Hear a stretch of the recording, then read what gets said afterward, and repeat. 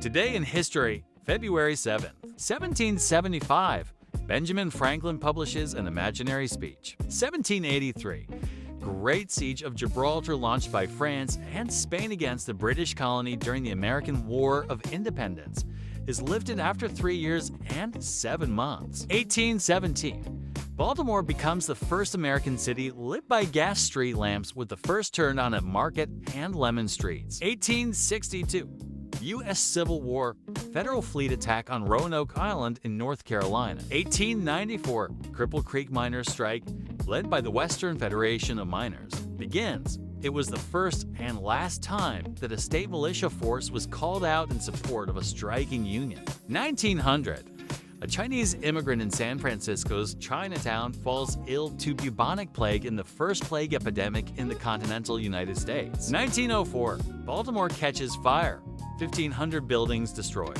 1936, Felix the Cat is revived for 3-color shorts by Van Buren Studios as part of their Rainbow Parade series. 1940, Walt Disney's Pinocchio premieres at the Center Theater in New York City.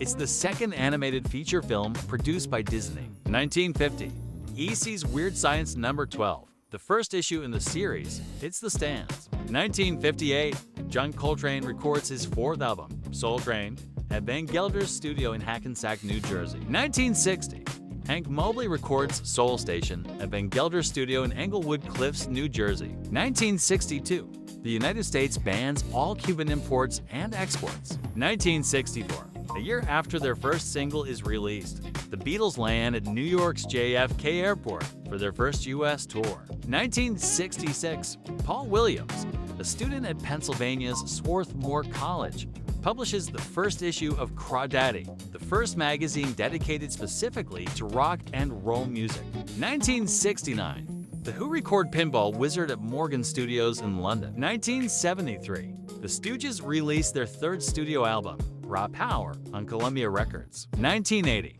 Sugar Hill Gang releases their self-titled debut album on Sugar Hill Records. Also 1980, Pink Floyd begins the Wall Tour in the U.S. when they give their first live performance of the new double album in Los Angeles. 1990, Primus releases their debut studio album, Frizzle Fright, on Caroline Records.